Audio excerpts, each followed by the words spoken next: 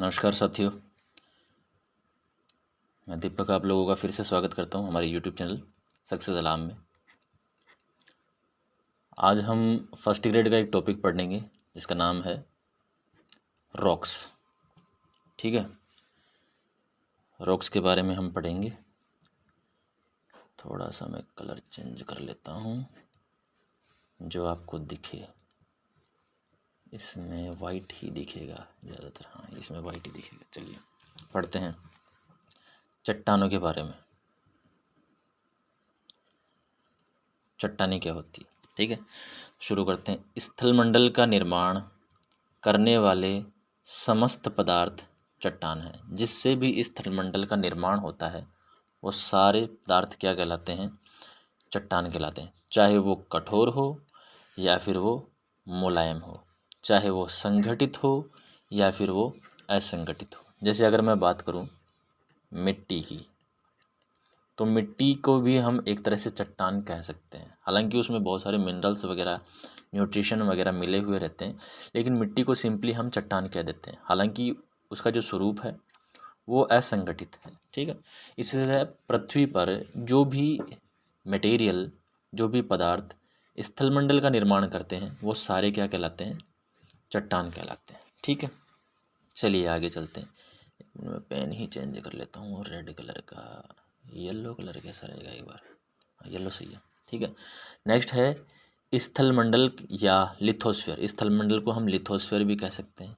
ये जो लिथोस्फीयर शब्द है वो लिथोस से बना हुआ है। किससे बना हुआ है? लिथोस से बना हुआ है, जिसका सामान्य अर्थ होता है चट्टान। मतलब ऐसा मंडल जो चट्टान से बना हुआ है उसे हम स्थलमंडल कहते हैं। अतः लिथोस्फीयर या स्थलमंडल को हम चट्टान मंडल भी कह सकते हैं। ठीक है, नेक्स्ट है चट्टानों के अध्ययन को हम पेट्रोलॉजी कहते हैं। ये फैक्ट ध्यान रखना, चट्टानों के अध्ययन को हम क्या कहते हैं?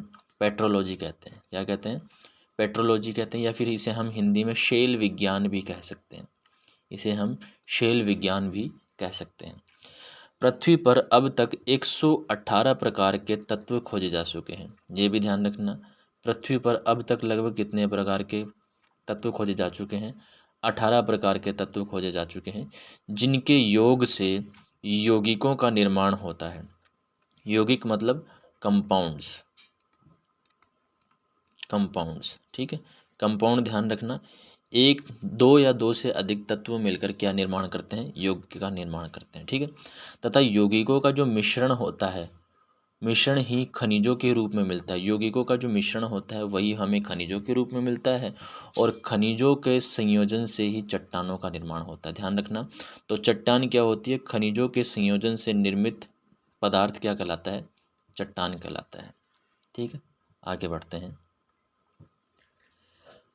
लेकिन कुछ एक चट्टानें ऐसी होती हैं जिनमें एकल खनिज होता है, केवल एक ही खनिज होता है। यहाँ से क्वेश्चन बनता है कि निम्नलिखित में से एकल खनिज का उदाहरण कौन सा है? तो ध्यान रखना, एकल खनिज से निर्मित होने वाली जो चट्टानें हैं वो ये होती हैं।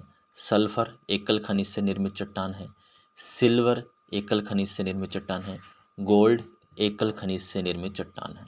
ठीक है, ध्यान रखिएगा, सल्फर, सिल्वर एंड गोल्ड, ये एक खनिज से, एकल खनिज से निर्मित चट्टान है। ठीक है, अब बात करते हैं हम पृथ्वी की क्रस्ट की। पृथ्वी को हमें पता है कि 3 लेयर्स में डिवाइड किया गया है। अपर मोस्ट जो लेयर है उस लेयर को हम कहते हैं क्रस्ट। ठीक है, बीच वाली जो लेयर है उसे हम कहते हैं, ये अपर मोस्ट लेयर कहलाती है क्रस्ट। इंटरमीडिएट ये जो लेयर है इसे कहते हैं हम मेंटल, और जो बीचों बीच है उसे हम कहते हैं कोर। पूरी पृथ्वी के अकॉर्डिंग हम देखें तो पूरी पृथ्वी में तत्वों की मात्रा अलग हमें मिलती है, लेकिन हम यहाँ पर बात करते हैं केवल क्रस्ट की। ठीक है, क्योंकि क्रस्ट पर ही चट्टानें हमें ज़्यादातर देखने को मिलती है सॉलिड फॉर्म में। तो पृथ्वी की क्रस्ट, अथवा इसे हम भूपर्पटी भी कहते हैं, तो इसकी रचना वाले कुछ 8 मुख्य तत्व हैं, कि ये जो 8 तत्व हैं वो पृथ्वी की क्रस्ट में सबसे ज़्यादा देखने को मिलते हैं। ये मुख्य तत्व हैं जिनसे क्रस्ट का निर्माण होता है। ये तत्व हैं, इन तत्वों का आप लोग ध्यान रखना, सबसे ज़्यादा कौन सा है, सबसे कम कौन सा है। ठीक है, यहाँ से क्वेश्चन बनता है। यहाँ से एक बार क्वेश्चन आया हुआ है कि पृथ्वी की क्रस्ट में पाया जाने वाला सबसे ज़्यादा तत्व कौन सा होता है? तो सब लोगों ने आंसर अलग किया था, नाइट्रोजन किया था वहाँ पर आंसर। नाइट्रोजन किया था। लेकिन नाइट्रोजन जो है वो वायुमंडल में पाया जाने वाला सबसे ज़्यादा वायुमंडल में पाया जाने वाला सबसे ज़्यादा मात्रा में तत्व है। लेकिन यहाँ पर क्या था लिखा हुआ, भूपर्पटी या क्रस्ट लिखा हुआ। तो ध्यान रखिएगा, भूपर्पटी या क्रस्ट में सबसे ज़्यादा मात्रा में पाया जाने वाला जो तत्व है वो कौन सा है, ऑक्सीजन। कितना परसेंट है, 46.6%, अराउंड 47% के आपके आसपास दे सकता है। ठीक है, कई बार ये एग्जैक्ट परसेंट भी दे दिया जाता है। सेकंड नंबर पे पृथ्वी की क्रस्ट में मिलता है सिलिका 27.7%, और थर्ड नंबर पे मिलता है हमें एल्यूमिनियम 8.1%। इन दोनों तत्वों की वजह से एडवर्ड स्वेस ने कहा था, इस क्रस्ट को एडवर्ड स्वेस ने क्या कहा था, सियाल का नाम दिया था, सियाल, जिसमें सियाल मतलब सिलिका एंड एल्यूमिनियम। ठीक है, इसके अलावा लोहा भी मिलता है चौथे नंबर पर। अर्थ क्रस्ट में लोहा 5% मिलता है।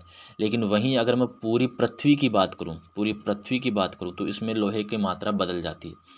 5वें नंबर पे है कैल्शियम 3.6%, 6वें नंबर पे है सोडियम 2.8%, 7वें नंबर पे है पोटेशियम 2.6%, एंड लास्ट है 8th नंबर 2.1%। ये 8 मुख्य तत्व हैं जो पृथ्वी की क्रस्ट में पाया जाता है, जिनसे मिलकर के क्रस्ट बनता है। वहीं देखो हम बात करते हैं पूरी पृथ्वी की, वो वहाँ पर हमने बात की थी केवल क्रस्ट की, और अब यहाँ पर हम बात करते हैं पूरी पृथ्वी की। क्रस्ट के मामले में केवल हमने अपर मोस्ट लेयर ली थी, और यहाँ पर हम पूरी पृथ्वी को ले रहे हैं। ठीक है, तो पूरी पृथ्वी का निर्माण करने वाले यहाँ पर भी कितने तत्व दे रखे हैं, 8 तत्व आप लोगों के सामने। ठीक है, जिनमें यहाँ पर देखो, वहाँ पर सबसे पहले क्या था, ऑक्सीजन था, लेकिन यहाँ पर सबसे पहला जो तत्व है वो क्या है, लोहा है। और लोहा पूरी पृथ्वी में कितना परसेंट मिलता है, 35% हमें देखने को मिलता है। हालांकि सेकंड नंबर पे यहाँ पर भी क्या मिलेगा, ऑक्सीजन। यहाँ पर ऑक्सीजन गैस की बात नहीं की जा रही है, यहाँ पर ऑक्सीजन तत्व की बात की जा रही है, एलिमेंट की बात की जा रही है। ठीक है, एलिमेंट जिसे हम हिंदी में कहते हैं, सॉरी इंग्लिश में कहते हैं, एलिमेंट की बात यहाँ पर की जा रही है। ठीक है, फर्स्ट नंबर पे संपूर्ण पृथ्वी में लोहा मिलता है, सेकंड नंबर पे ऑक्सीजन मिलता है, थर्ड नंबर पे यहाँ पर सिलिका मिलता है, और जब वहाँ पर ऑक्सीजन के बाद में था, सिलिका यहाँ पर मिलता है 15%, और मैग्नीशियम यहाँ पर मिलता है 13%। ठीक है, मतलब ज़्यादातर पृथ्वी का हिस्सा कौन कौन से तत्वों से मिलकर के बना हुआ है, लोहे से, ऑक्सीजन से, सिलिका से एंड मैग्नीशियम से। ठीक है, पूरी पृथ्वी की बात हो रही है। फिफ्थ नंबर पे है निकल जो कि 2% है, सिक्स्थ नंबर पे है सल्फर जो कि 2% है, कैल्शियम जो कि 1% है, एंड एल्यूमिनियम जो कि 1% है। और एल्यूमिनियम, इसी एल्यूमिनियम की मात्रा नंबर यहाँ पर 8th है, और वहाँ पर कौन से नंबर की थी, वहाँ पर 3rd नंबर की रैंक थी। ठीक है, तो संपूर्ण पृथ्वी में एल्यूमिनियम कौन से नंबर पे है परसेंटेज के मामले में, 8वें नंबर पे है। और अगर क्रस्ट की बात करें तो कितने नंबर पे है, 3rd नंबर पे है। ठीक है, ये तो मुख्य तत्व हो गए, 8 मुख्य तत्व जो संपूर्ण पृथ्वी का, और वहाँ पर क्रस्ट की हमने बात की थी। इसके अलावा खनिजों की अगर हम बात करें, ठीक है, अभी हमने पढ़ा था कि खनिजों से मिलकर के क्या बनती है, चट्टान बनती है। तो किसी भी चट्टान में ये 6 खनिज मुख्यतः होते हैं, ये 6 खनिज मुख्यतः होते हैं। किसी खनिज की मात्रा ज़्यादा होती है, किसी खनिज की मात्रा कम होती है, और कोई खनिज एब्सेंट रहता है। तो पृथ्वी की जो अधिकांश चट्टानें हैं उनका निर्माण इन मुख्यतः 6 खनिजों से मिलकर के होता है। मतलब खनिजों, ये जो खनिज है उन्हीं से मिलकर के चट्टान होती है। ग्रुप ऑफ मिनरल्स ही क्या कहलाता है, चट्टान कहलाता है। तो जो 6 मुख्य खनिज हैं उनके नाम देखिए, यहाँ पर ध्यान रखिएगा, मोस्ट इंपॉर्टेंट है। चट्टानों में पाए जाने वाले 6 मुख्य खनिज, जिनमें है फेल्सपार, अब्रक, पायरोक्सिन, एम्फीबोल, ओलिविन, क्वार्ट्ज। ये 6 मुख्य खनिज है जो चट्टानों में अक्सर देखने को मिलते हैं। ठीक है, कौन कौन से फिर से देखिए, फेल्सपार, अब्रक, pyroxene, amphibole, olivine and quartz. ये 6 खनिज आप लोग ध्यान रखिएगा, इम्पोर्टेंट है। चलिए नेक्स्ट बात करते हैं। इनमें से जो फेल्सपार खनिज है वो चट्टानों में पाया जाने वाला सबसे ज़्यादा खनिज है। मतलब सबसे ज़्यादा मात्रा में जो पाया जाता है वो फेल्सपार खनिज पाया जाता है। ऑलमोस्ट हर तरह की चट्टान में, मैं सभी चट्टानों की बात नहीं कर रहा हूँ, ठीक है, सभी चट्टानों की बात नहीं कर रहा हूँ, ऑलमोस्ट मतलब मोस्टली जो चट्टानें देखी जाती है उन चट्टानों में वह फेल्सपार आप लोगों को मिलेगा, ठीक है। इनमें से चट्टानों में पाया जाने वाला जो मुख्यतः खनिज है वो कौन सा मिलेगा, फेल्सपार देखने को मिलेगा। इसके अतिरिक्त कुछ एक जो अदर जो 5 है, अदर 5 6 के अलावा जो फेल्सपार वगैरह नाम लिखे हैं हमने यहाँ पर, फेल्सपार, अब्रक, पायरोक्सिन, एम्फीबोल, ओलिविन, क्वार्ट्ज, इनके अलावा भी थोड़े बहुत खनिज हैं जो चट्टानों में देखने को मिलते हैं, जिससे कि पेलियोक्लोज हो गया, ये चट्टानों में बहुत कम मात्रा में मिलते हैं। ऑर्थोक्लोज हो गया, ये चट्टानों में बहुत कम मात्रा में मिलते हैं। हॉर्न ब्लेंड हो गया, एट्सेट्रा एट्सेट्रा, और भी इस अर्थ पर बहुत सारे खनिज हैं जो थोड़े बहुत मात्रा में चट्टानों में देखने को मिलते हैं, ठीक है। यहाँ पर सबसे पहले हम बात करते हैं चट्टानों को कितने प्रकार में डिवाइड किया गया है, ठीक है। तो चट्टानों को मुख्यतः 3 टाइप में डिवाइड किया गया। कितने टाइप में? 3 टाइप में, 3 प्रकार की चट्टानें होती है मुख्यतः। सबसे पहली जो चट्टान होती है वो मैं यहाँ पर लिख देता हूँ,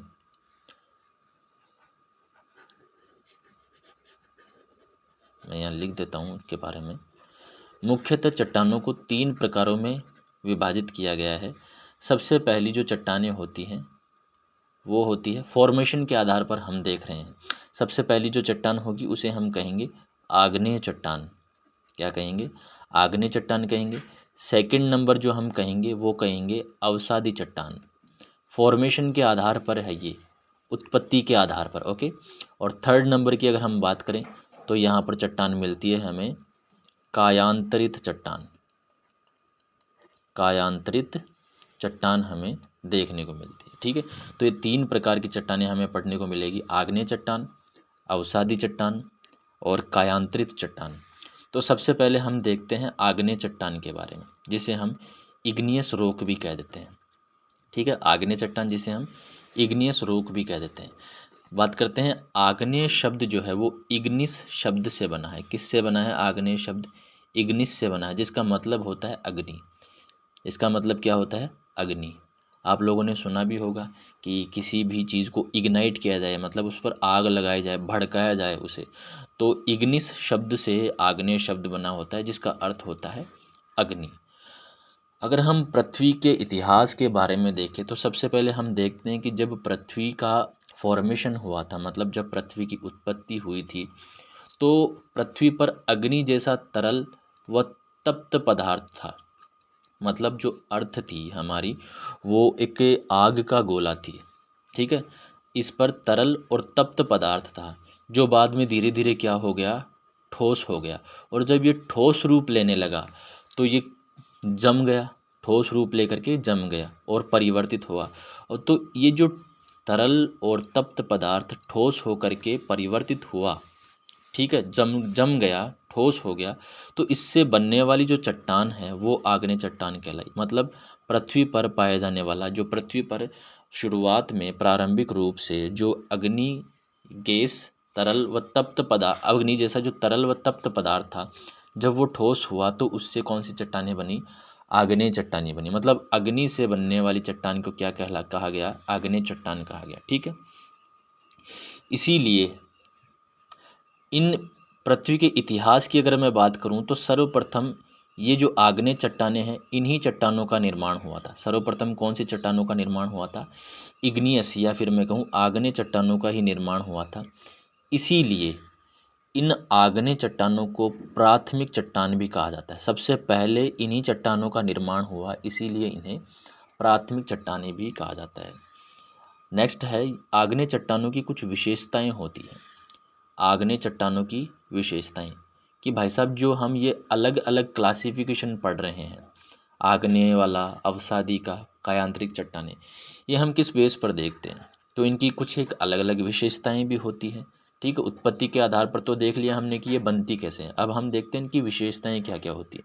तो यहाँ जो ये विशेषताएं हैं, इन विशेषताओं से बहुत सारे प्रश्न बनते हैं। तो देखिए, इन चट्टानों में जीवाश्मों का अभाव पाया जाता है। सबसे पहली बात तो इन चट्टानों में किसका अभाव पाया जाता है? जीवाश्मों का अभाव पाया जाता है। क्यों? क्योंकि जब पृथ्वी बनी थी तो उस टाइम पर पृथ्वी पर जीवन नहीं था। जब पृथ्वी बनी थी प्रारंभिक रूप से, तो उस टाइम पर पृथ्वी पर जीवन नहीं था। इसीलिए इन चट्टानों में, ये जो चट्टानें हैं वो अग्नि जैसे तरल पदार्थ के जमने से बनी है और उस टाइम पर कोई जीवन नहीं था। इसलिए जीवाश्मों का होना तो कोई बात ही नहीं है यहाँ की, इसमें जीवाश्म पाए जाएंगे। तो जब ये बनी थी तो उस टाइम पर पृथ्वी पर जीवन नहीं था, तो ऑब्वियस सी बात है इन चट्टानों में जीवन नहीं मिलेगा या फिर किसी भी तरीके का जीवाश्म नहीं मिला था, क्योंकि जब पृथ्वी बनी थी तब पृथ्वी पर जीवन नहीं था। दूसरी बात है, इनका गठन स्थूल होता है, मतलब इनका गठन जो है वो मोटा होता है। ठीक है, इनका गठन मोटा होता है। इनमें बहुत बड़े बड़े कण देखने को हमें मिलते हैं। हालांकि जब लावा पृथ्वी की सरफेस पर बाहर आता है तब जो चट्टान बनती है उसमें हमें छोटे कण देखने को मिलते हैं, लेकिन ज़्यादातर हम आग्नेय चट्टानों को अगर देखते हैं तो वो कैसी मिलेगी, हमें स्थूल देखने को मिलेगी, मोटी देखने को मिलेगी। ठीक है, तो इनका जो गठन होता है वो कैसा होता है, स्थूल होता है या मोटा होता है। इनमें परतें नहीं पाई जाती, ध्यान रखना, इनमें परतें नहीं पाई जाती क्योंकि लावा जो है वो एक साथ सॉलिडिफाई होता है। हालांकि हम ये कह सकते हैं कि एक लावा परत पर दूसरा लावा आकर के जम सकता है, तीसरा लावा आकर के जम सकता है। पीरियोडिकली अगर कोई लावा इरप्शन हो रहा है तो ऐसे जम सकता है, लेकिन जो पूरी रोक होगी उस रोक में किसी प्रकार का कोई परत हमें नहीं देखने को मिलेगा। ओके, तो इनमें परतें नहीं पाई जाती, ये मोस्ट इम्पॉर्टेंट कैरेक्टर है। कई बार लावा के अलग अलग रंग के कारण या अलग अलग समय में जमाव के कारण परतों जैसी संरचनाएं दिखाई देती है, परंतु वास्तव में ये परतें नहीं होती है। ये बताया ना पहले, जैसे मान लो 1975 में लावा यहाँ से निकला और डिपॉजिट हो गया, फिर 1990 में यहाँ पर लावा निकला बाहर और यहाँ पर डिपॉजिट हो गया, फिर 2010 में आकर के लावा यहाँ पर डिपॉजिट हो गया। तो इन्हें हम परतें नहीं कहेंगे, ये परतों जैसी दिखाई देंगी लेकिन ये परतें नहीं होंगी, ध्यान रखना। ठीक है, क्योंकि इनका जो जमाव पीरियड था वो अलग अलग था, इसलिए परतों जैसी दिखाई देती है लेकिन एक्चुअल में ये परतें नहीं होती है। ठीक है, नेक्स्ट है, इनमें किसी भी प्रकार की संधि मतलब जोड़ वगैरह इनमें नहीं देखने को मिलेंगे, रंध्र हमें, छिद्र हमें यहाँ पर नहीं देखने को मिलते इन चट्टानों में। तो ये इम्पोर्टेंट भी ध्यान रखना कि इन चट्टानों में हमें किसी प्रकार की संधि या रंध्र या जिसे हम जोड़ कह देते हैं, छिद्र हम कह देते हैं, वो नहीं यहाँ पर पाए जाते हैं। ठीक है, जिसके कारण ये जल के लिए अप्रवेश्य, अपारगम्य होती है, मतलब ये जल को सोख करके नीचे की तरफ नहीं ले जा सकती। ठीक है, नेक्स्ट है विशेषताओं में, जल का प्रवेश नहीं होने के कारण इनका रासायनिक अपक्षय नहीं हो सकता, नहीं हो सकता या ना नहीं हो पाता है।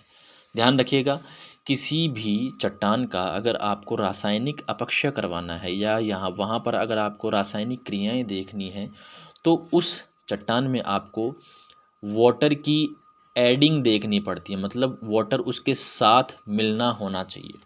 और इनमें जल अप्रवेश्य होता है, मतलब इनके जल ऊपर से निकल सकता है लेकिन इनके अंदर ये जल को सोख नहीं सकती।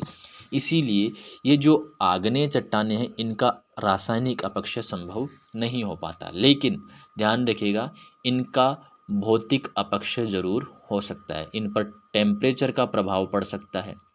ठीक है, तापमान जो रेंज होती है उसका इन पर प्रभाव पड़ सकता है, एक्सफोलिएशन वगैरह इन पर हमें देखने को मिल सकता है। तो ध्यान रखना, भौतिक अपक्षय का प्रभाव इन पर देखने को मिल सकता है परंतु रासायनिक अपक्षय का प्रभाव इन पर नहीं देखने को मिलता है।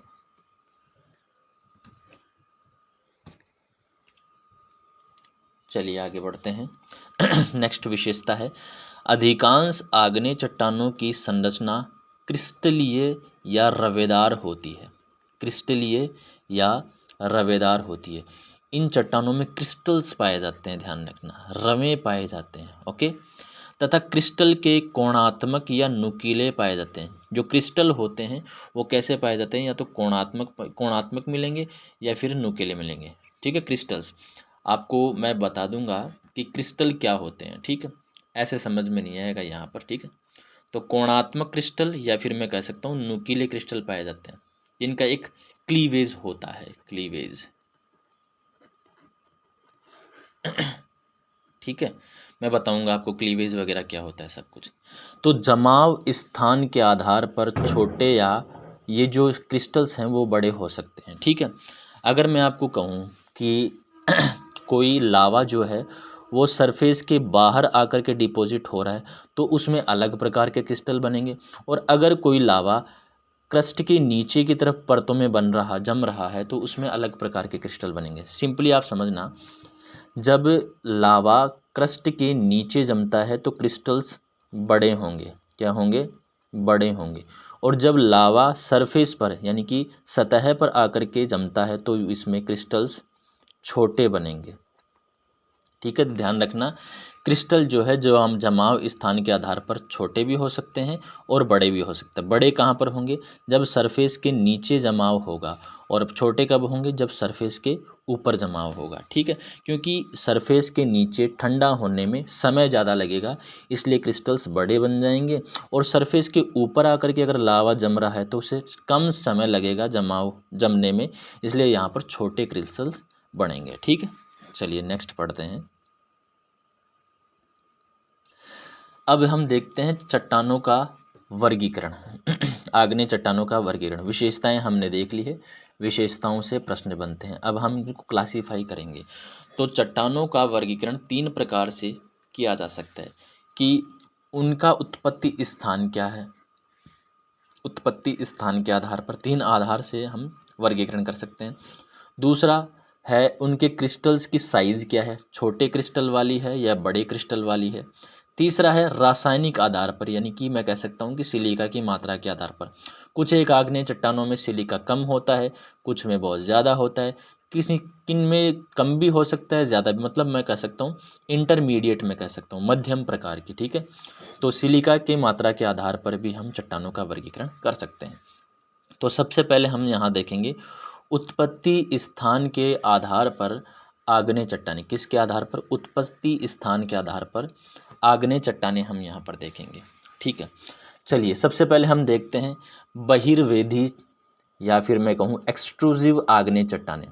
बहिर्वेदी या फिर मैं कहूँ एक्सट्रूसिव आग्नेय चट्टानें, मतलब ऐसी आग्नेय चट्टानें जिनमें लावा नीचे से ऊपर आता है और सरफेस पे आकर, मतलब पृथ्वी की सतह पर आकर के डिपॉजिट होता है। तो और इसके डिपोजिशन या सॉलिडिफिकेशन से जो चट्टानें बनेंगी, इन चट्टानों को हम कहेंगे बहिर्वेदी। क्या कहेंगे, बहिर्वेदी चट्टानें या एक्सट्रूसिव इग्नियस रॉक हम इन्हें कह देंगे, जो सरफेस पे आकर के डिपॉजिट हो रहे हैं। तो देखिए यहाँ पर, जब लावा पृथ्वी की सतह पर, जब लावा पृथ्वी की सतह पर आकर जमता है तो जमाव से बनी चट्टानों को हम क्या कहेंगे, बहिर्वेदी चट्टान कहेंगे। जब यह सरफेस पर आता है तो तुलनात्मक रूप से बाहर के वायुमंडल का तापमान अत्यंत कम होता है। भाई पृथ्वी के अंदर ये जो मैग्मा चेंबर है, इस मैग्मा चेंबर का टेम्परेचर अलग रहता है। यहाँ पर मान लो टेम्परेचर मैं कहूँ 2500 डिग्री सेल्सियस से ऊपर होता है, यहाँ का टेम्परेचर इतना होता है।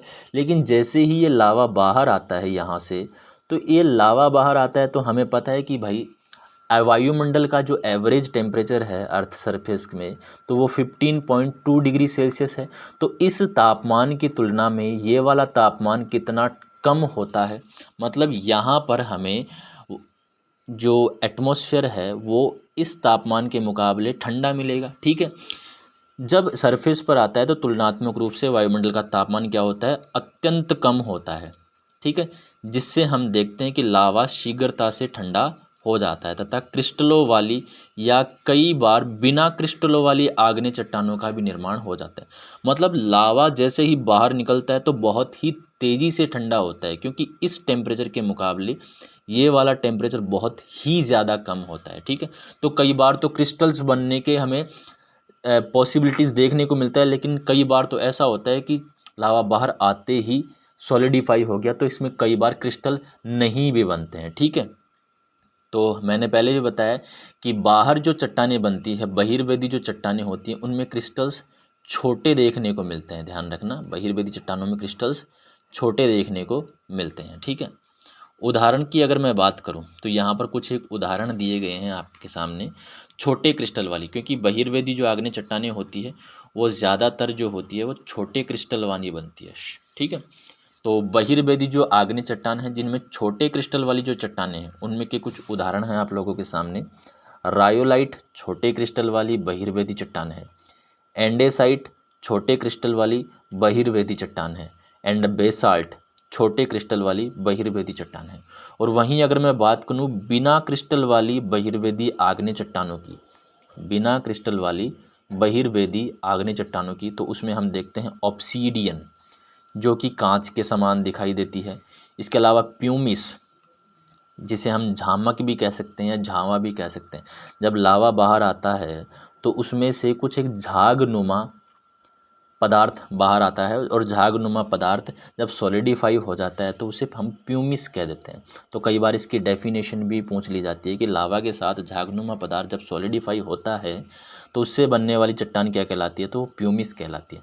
इसके अलावा बिना क्रिस्टल वाली जो बहिर्वेदी चट्टान है उसमें हम पिच स्टोन भी इंक्लूड कर सकते हैं और परलाइट भी हम इंक्लूड कर सकते हैं। तो ये चार जो बिना क्रिस्टल वाली चट्टानें हैं इनके एग्जाम्पल आप लोग ध्यान रखिएगा, यहाँ से क्वेश्चन बनते हैं।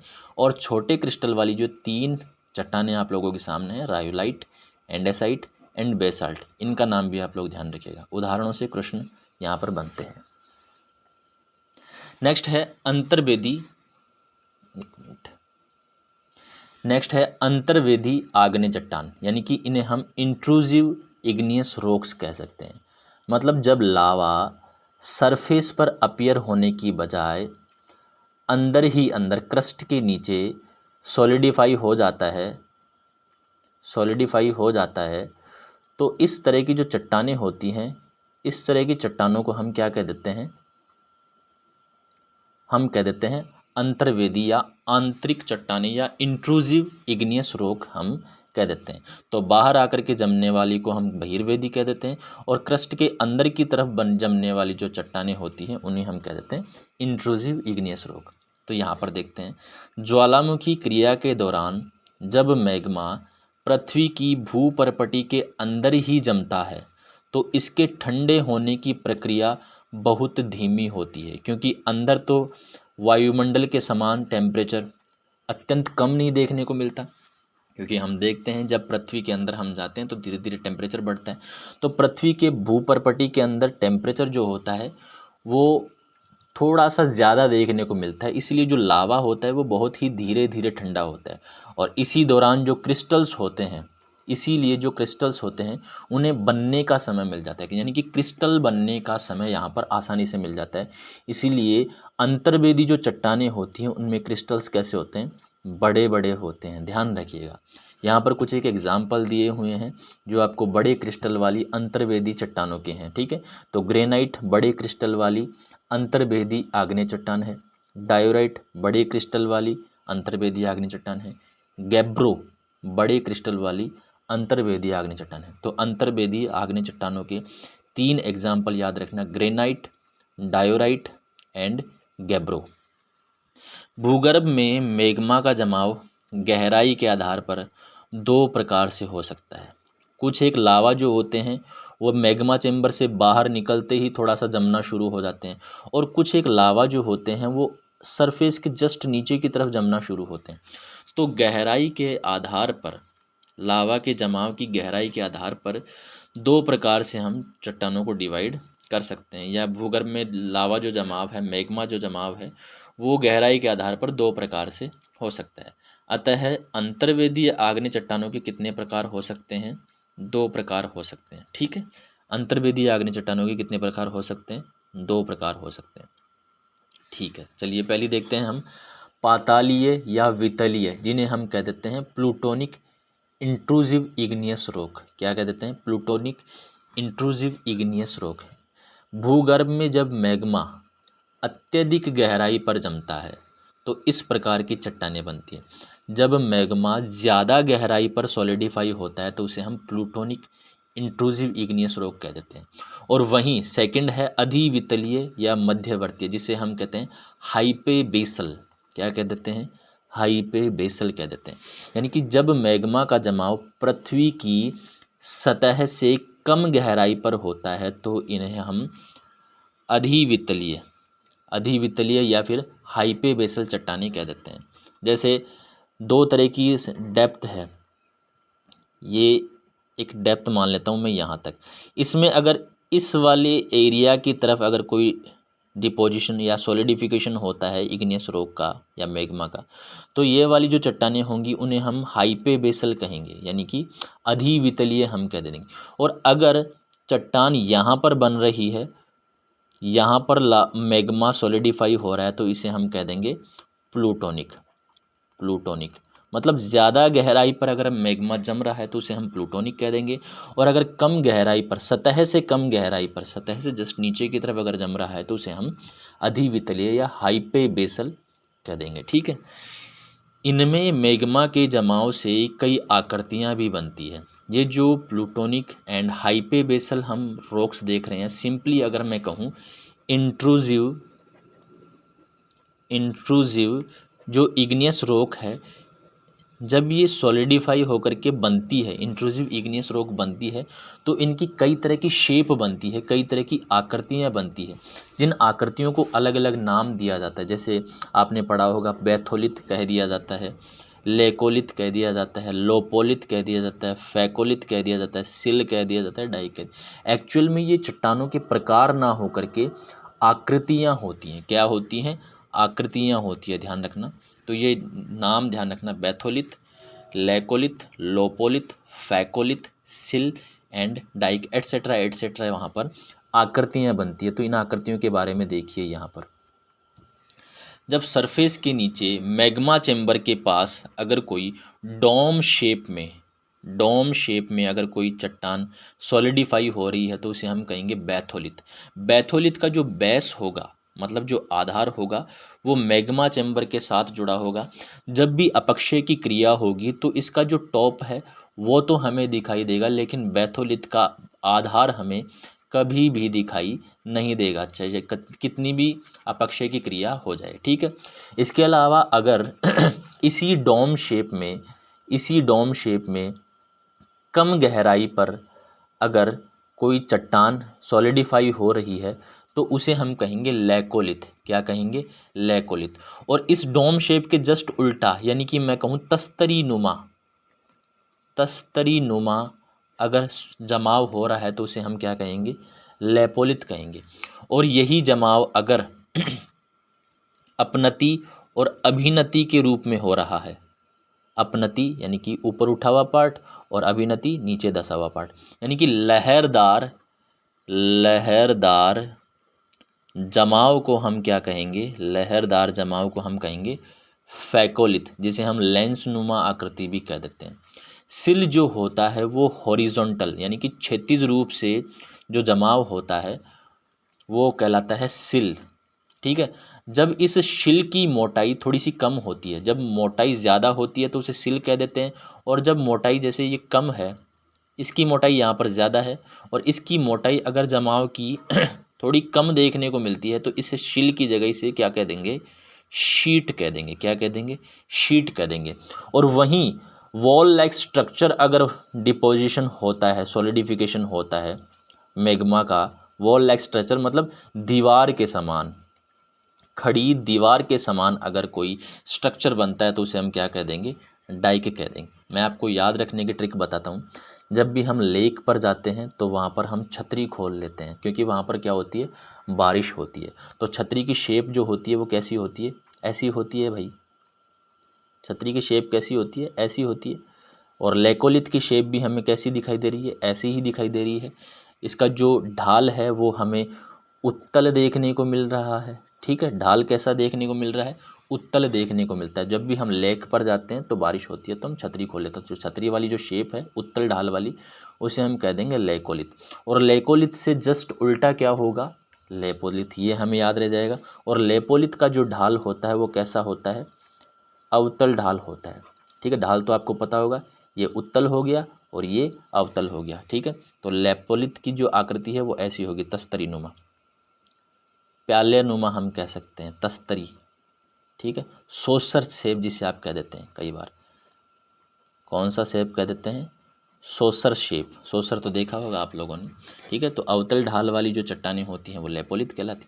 इसके अलावा लहरनुमा, जब भी हम कोई पत्थर फेंक, ट्रिक बता रहा हूँ ध्यान रखना, दिल पर मत ले लेना, ठीक है, ट्रिक बता रहा हूँ। जब भी हम कोई पत्थर फेंकते तो वो लहराते हुए आगे जाता है, तो सिंपली समझ लेना वो क्या हो गया, फैकोलिथ। पत्थर हम क्या कर रहे हैं यहाँ पर, फेंक रहे हैं, ट्रिक बता रहा हूँ, ठीक है। फैकोलिथ लहराते हुए आगे जा रहा है, तो लहरदार जो जमाव है वो क्या कहलाएगा, फैकोलिथ कहलाएगा, जिसे हम लेंस नुमा आकृति भी कह देते हैं। और शीट पतली होती है, आप लोगों ने कई बार डायग्राम बने होंगे पतली शीट पर, ठीक है। और सिल्ला, आपने नाम सुना होगा, बड़ी सिल्ला, मोटी सिल्ला, तो सिल समझ लेना। और वॉल लाइक स्ट्रक्चर, ये आपको याद करना ही पड़ेगा, डाइक हम कह देते हैं। और बैथोलिथ तो डोम शेप होता है, जो मैग्मा चेम्बर के साथ थोड़ा सा लगा हुआ होता है, ठीक है। चलिए आगे बढ़ते हैं, इनके बारे में थोड़ा सा डिटेल पढ़ लेते हैं हम, जो कंटेंट लिखा हुआ है, क्योंकि बहुत कुछ मैंने समझा दिया है। तो बैथोलिथ पढ़ते हैं पहले। भूगर्भ में मैग्मा जमाव से निर्मित अत्यधिक बड़े गुंबद, अत्यधिक बड़े गुंबद जैसी आकृति, जिसका अपर पार्ट आसपास की रॉक्स के इरोजन के कारण दिखाई देता है, बट जो बेस होता है वो इतना गहराई में होता है कि कभी भी दिखाई नहीं देता है। ये चीज़ ध्यान रखना बैथोलिथ के लिए। नेक्स्ट है लेकोलिथ। भूगर्भ में जब चट्टानों की परतों के बीच मैग्मा एक छोटे गुंबद जैसी शेप में जमता है, इसका आधार अपरदन के पश्चात दिखाई दे जाता है। ध्यान रखना, बैथोलिथ का आधार दिखाई नहीं देता है, लेकिन लेकोलिथ का आकार अपरदन के पश्चात दिखाई दे जाता है, तथा आधार एक सकड़ी नाली के माध्यम से ज्वालामुखी की मुख्य नली से जुड़ा होता है। भाई, मैग्मा के आने के लिए एक नाली तो लगेगी ना, बिना मैग्मा कहीं सोर्स अगर है ही नहीं तो किस तरह का कोई लेकोलिथ बनेगा। तो एक आधार से जुड़ा, ये जो आधार है वो एक सकड़ी नाली के माध्यम से जुड़ा हुआ होता है, ठीक है। नेक्स्ट है लेपोलिथ। यहाँ पर एक चीज़ ऐड कर लेना, उत्तल ढाल होता है। कैसा ढाल होता है, उत्तल ढाल, यहाँ पर लिखा नहीं है मैंने।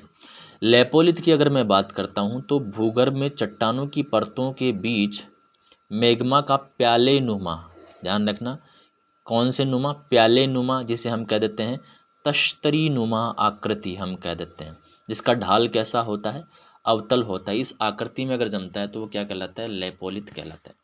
वहीं हम बात करते हैं फैकोलिथ। हमने फेंका था कोई भी पत्थर जो लहराते हुए आगे गया था, ठीक है। तो भूगर्भ में चट्टानों की परतों में बने हुए मोड़ या वलन अगर भूगर्भ की चट्टानों में बने हुए थे तो उनके कारण जो लावा है वो वलन की अपनति, मतलब ऊपर उठे हुए पार्ट, अपनति जिसे हम एंटिक्लाइन कह देते हैं, एवं अभिनति और नीचे धसे हुए पार्ट, इनमें आकर के डिपॉजिट हो जाता है, ठीक है। लहरदार डिपोजिशन यहाँ पर हमें देखने को मिलता है इस तरीके से। तो ये लहरनुमा आकृति में जम जाता है, जिसको हम फैकोलिथ कह देते हैं, अर्थात लेंस नुमा आकृति में ये जम जाता है। ध्यान रखना, लेंस नुमा आकृति, ठीक है। नेक्स्ट है सिल या शीट। भूगर्भ में चट्टानों की परतों के बीच मैग्मा का, ध्यान रखिएगा ये की पॉइंट है, मैग्मा का क्षैतिज पट्टी के रूप में अगर जमाव हो जाता है तो उसे हम शिल कह देते हैं। क्या कह देते हैं, सिल कह देते हैं। लेकिन ध्यान रखना, सिल के मुकाबले शीट जो है वो पतला होता है। तो शीट क्या होगी, पतली होगी, और सिल मोटी होगी, ठीक है। नेक्स्ट है डाइक। भूगर्भ में मैग्मा का ऊर्ध्वाधर पट्टी का स्तंभ के रूप में, ऊर्ध्वाधर पट्टी का स्तंभ के रूप में, या सिंपली हम कह सकते हैं खड़ी दीवार के समान अगर आकृति बनती है तो उसे हम कह देते हैं डाइक, ठीक है। तो ये हमने पढ़ लिए हैं किसके आधार पर, जमाव के स्थान के आधार पर हमने चट्टानें पढ़ी हैं। जमाव के स्थान के आधार पर हमने, या उत्पत्ति स्थान के आधार पर हमने चट्टानें पढ़ी है, जिसमें हमने दो तरह की चट्टानें पढ़ी हैं, बहिर्वेदी चट्टानें और अंतर्वेदी चट्टानें, ठीक है।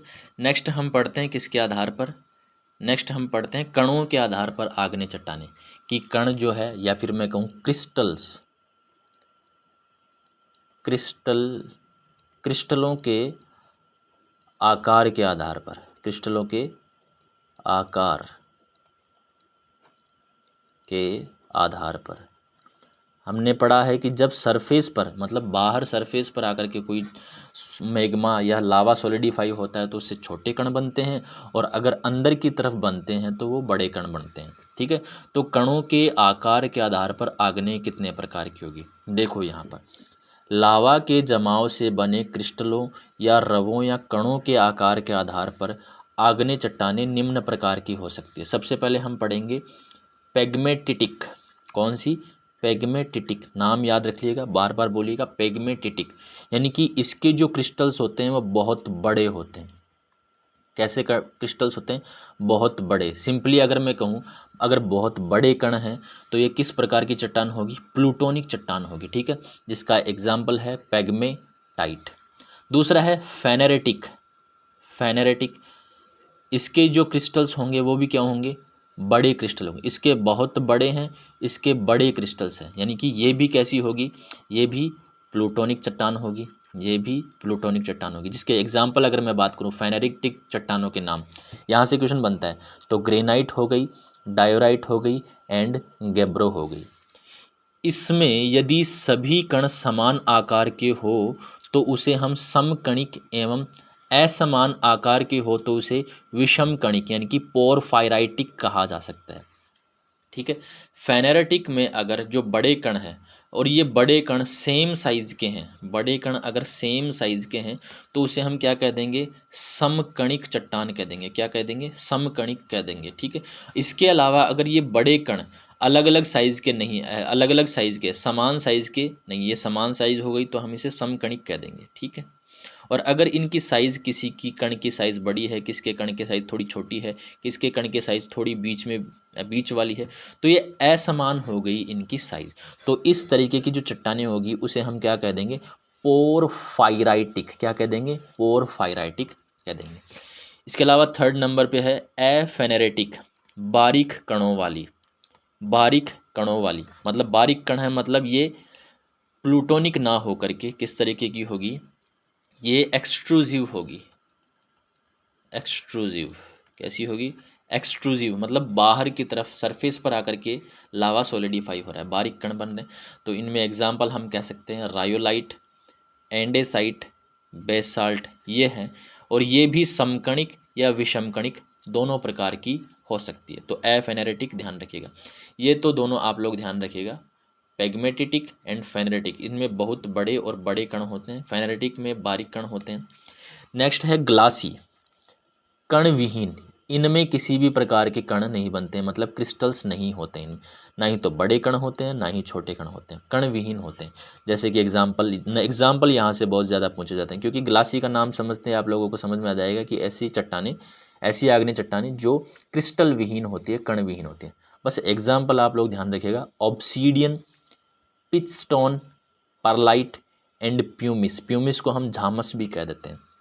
और है फ्रेगमेंटल। नेक्स्ट क्या है? फ्रेगमेंटल। ये टुकड़ों टुकड़ों में बनती है, टुकड़ों टुकड़ों में। कई बार क्या होता है, जब ज्वालामुखी विस्फोट होता है तो उससे निकलने वाली जो राख वगैरह है वो समुद्री या वाटर लॉगिंग एरियाज़ में या वाटर वाले एरियाज़ में जाकर के डिपॉजिट हो जाती है, सीमेंटिंग हो जाती है उनकी। मैं सिंपली कहूँ क्या हो जाती है? सीमेंटिंग हो जाती है, सीमेंटिंग हो जाती है। तो उस तरीके की जो चट्टान होगी वो क्या कहलाएंगी? टफ कहलाएंगी। ये टुकड़ों वाली चट्टान है। ठीक है, चलिए आगे चलते हैं। नेक्स्ट है, यहाँ पर देखिए, ज्वालामुखी क्रिया के दौरान लावा के साथ कुछ ठोस कण या कण भी निकलते हैं, जिनमें ज्वलखंडाश में यह पायरोक्लास्टिक कहा जाता है। मतलब जो भी टुकड़े वगैरह होंगे उन्हें हम क्या कहेंगे? पायरोक्लास्ट कह देंगे, हिंदी में कह देंगे ज्वलखंडाश्म। ज्वालामुखी के साथ निकलने वाले छोटे छोटे टुकड़े खंड ज्वलखंडाश्म, या सिंपली हम कहेंगे पायरोक्लास्ट कह देंगे। पायरोक्लास्टिक मटेरियल आप लोगों ने नाम सुना होगा। इनमें बहुत बड़े टुकड़ों को हम ज्वालामुखी बम कह देते हैं। अगर ये टुकड़े बड़े बड़े हैं तो इन्हें हम ज्वालामुखी बम कह देते हैं। अगर यही कण मटर के दाने के आकार के हों तो मटर के दाने के आकार के कणों को हम क्या कह देंगे? लेपिली कह देंगे। ध्यान रखिएगा। और कोणात्मक टुकड़े होंगे, अगर नुकीले होंगे तो उन्हें हम क्या कह देंगे?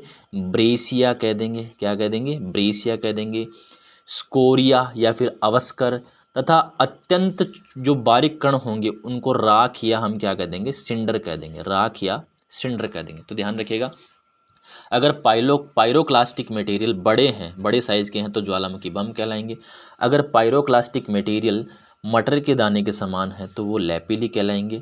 कोणात्मक टुकड़े होंगे उन्हें ब्रेसिया या स्कोर या अवस्कर कह देंगे। और अत्यंत जो छोटे टुकड़े होंगे वो राख या सिंडर कहलाते हैं। जब ज्वालामुखी राख का जमाव समुद्रों में होता है, अभी मैंने बताया था, जब ज्वालामुखी राख का जमाव समुद्रों में होता है तो इससे बनने वाली जो चट्टान होगी उसे हम क्या कहेंगे? टफ कहेंगे। क्या कहेंगे? टफ कहेंगे। फ्रेगमेंटेड टाइप की जो चट्टान अभी हमने पढ़ी थी, फ्रेगमेंटेड, ठीक है, फ्रेगमेंटेड। टफ की बात करते हैं। टफ जो है वो आग्नेय व अवसादी दोनों प्रकार की चट्टान हो सकती है। ध्यान रखना, टफ जो है वो आग्नेय और अवसादी दोनों प्रकार की चट्टान हो सकती है। क्यों?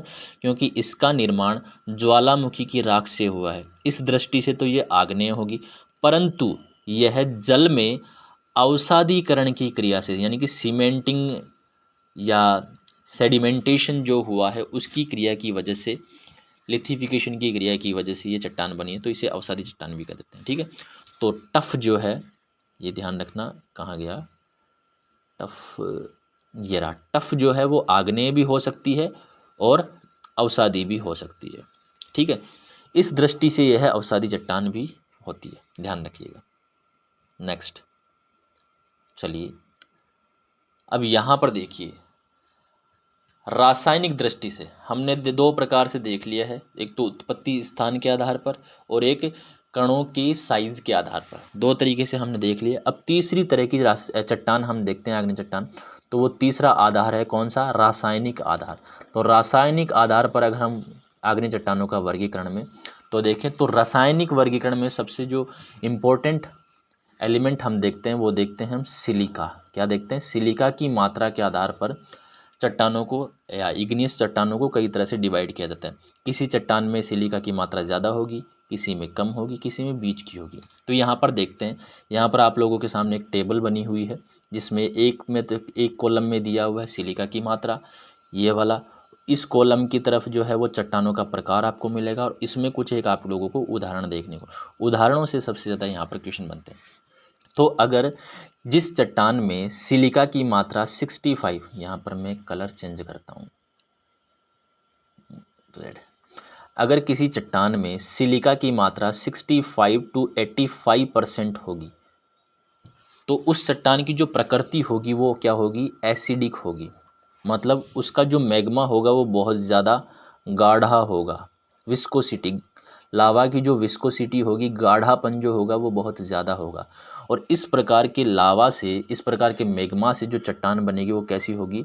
ग्रेनाइट या रायोलाइट प्रकार की चट्टानों का निर्माण होगा। अगर किसी मैग्मा में सिलिका की मात्रा 60 to 65% होती है तो इस प्रकार की चट्टान को हम कह देंगे इंटरमीडिएट प्रकार की चट्टान। क्या कह देंगे?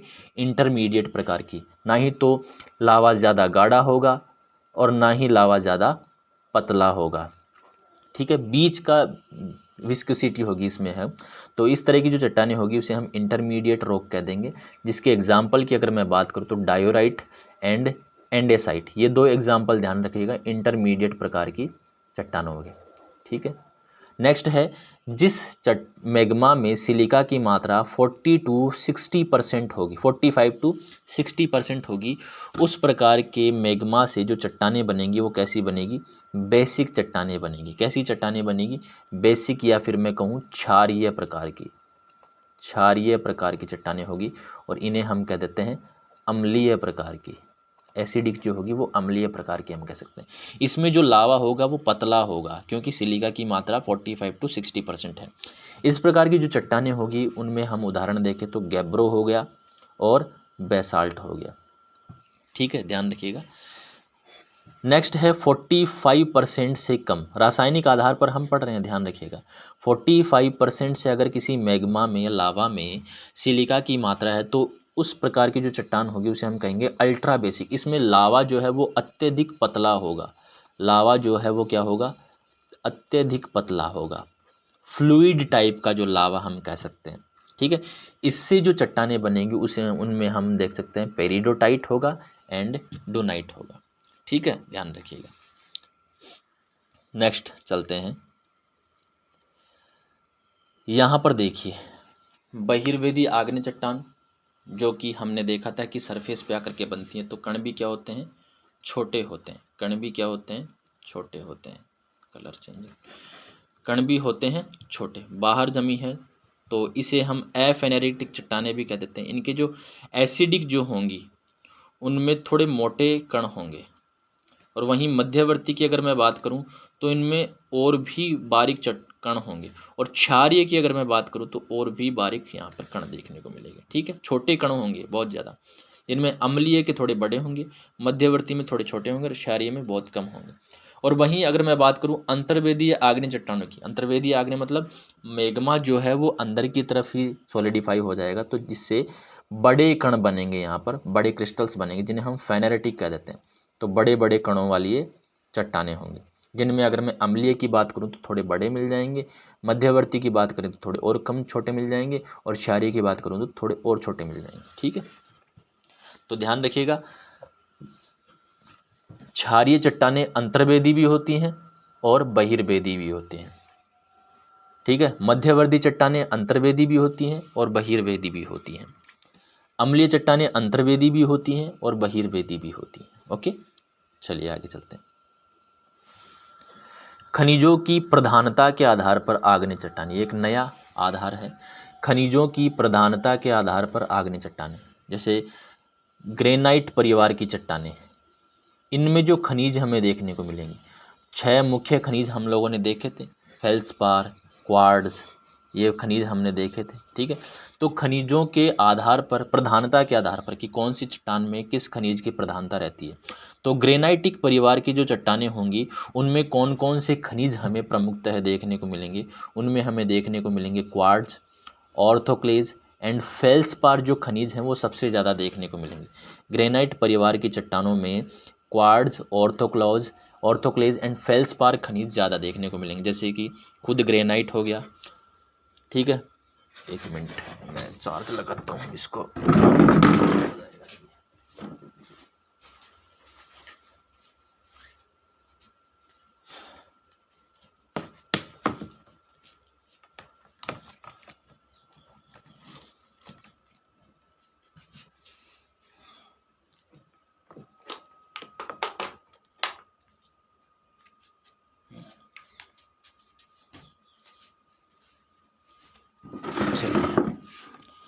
अभी तो बंद हो जाता लैपटॉप।